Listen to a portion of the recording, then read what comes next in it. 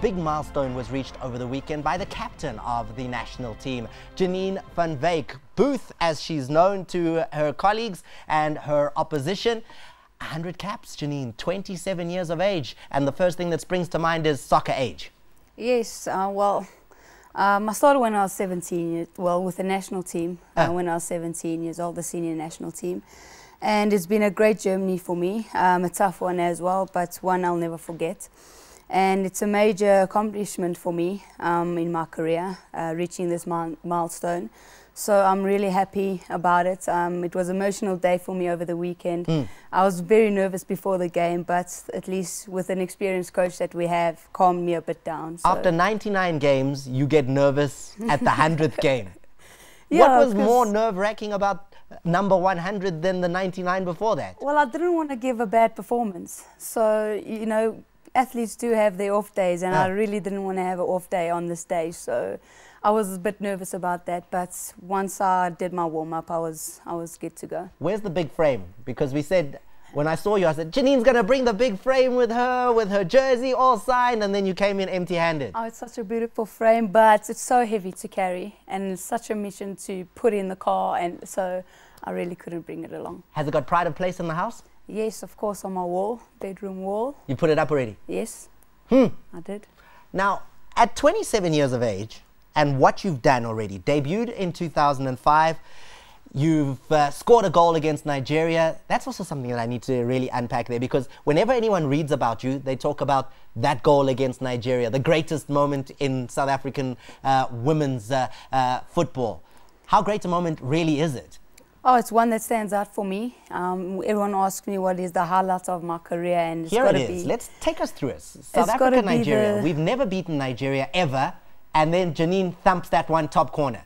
Yeah, well, that was one of them, and I always seem to score against the Nigerians. And the last one was in 2012 when we were at AWC as well, and we played Nigeria in the semi-finals, and we beat them and knocked them out. And we knocked them out. So it's a moment that will stick with me forever, and it was absolutely amazing. That 2012 result, the one where we beat Nigeria, it was the first time ever that it had happened.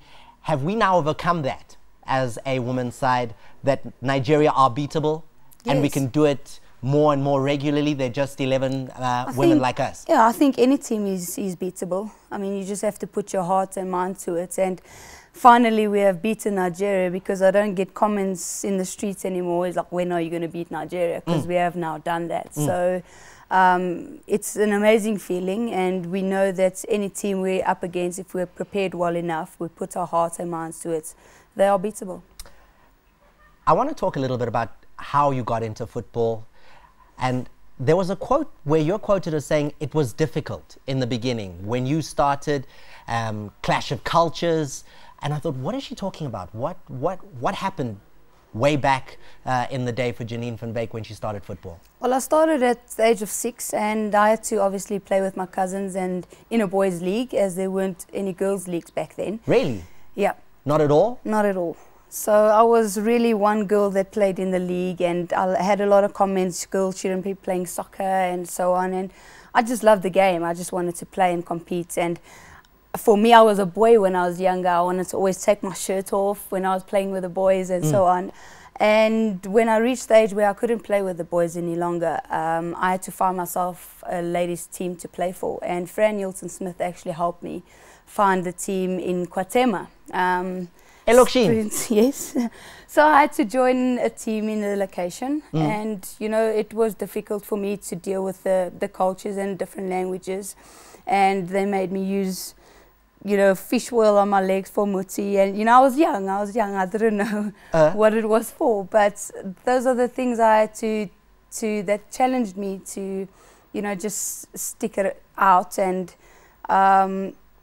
you know, it was a good experience for me. And as I grew older, I stayed at the HBC Centre with 21 other black ladies, and 4 in my room as well. And it was a bit of a challenge because there was only one shower, and you know, I was a family person, always wanted to be at home, and and so on, and we couldn't go home. So I had a lot of challenges going through in my career, but there was one thing that I really wanted to do, is just football, and I just carried through. When you were really young and people were saying girls shouldn't play football, why didn't you give up?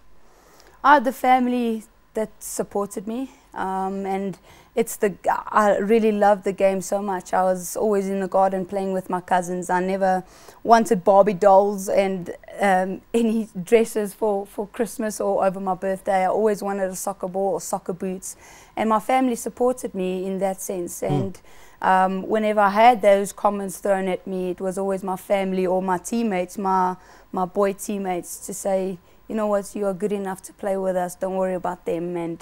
And so I just carried through. And now, I mean, you've played in the township, you have essentially been surrounded by black culture. Have you immersed it? Would you consider yourself almost honorary black? Well, people call me that. They call me Tandega, actually. Oh, is that your other name? Yes, that's my other name. I think within my teammates. Yeah, so they speak their language, but I really can't speak it. A little bit I can, but I do understand it. When I sit around, I can. No. A little bit of the swear words. But when they have conversations, I do pick up what they are saying, and I could always give my inputs in English. But yeah.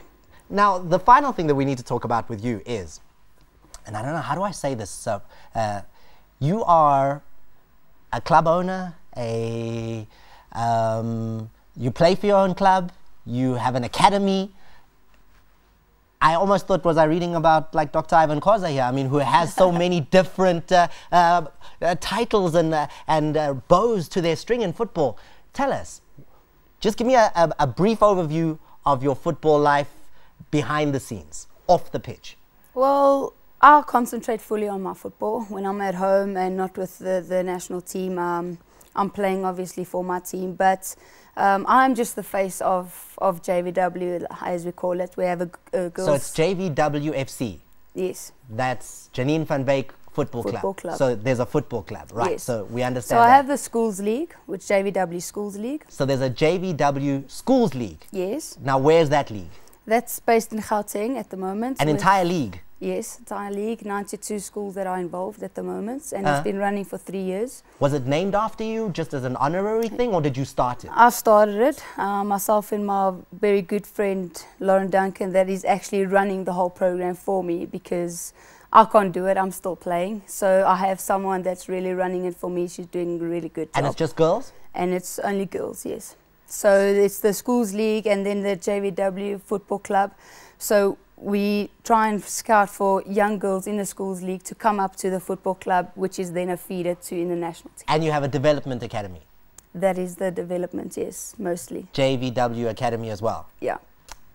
It's a complete hat, and only 27 years of age, 100 caps. Congratulations, Janine Van Wyk. Thank you very much for being with us today, and best of luck in your preparation for the AWC. Thanks for having me.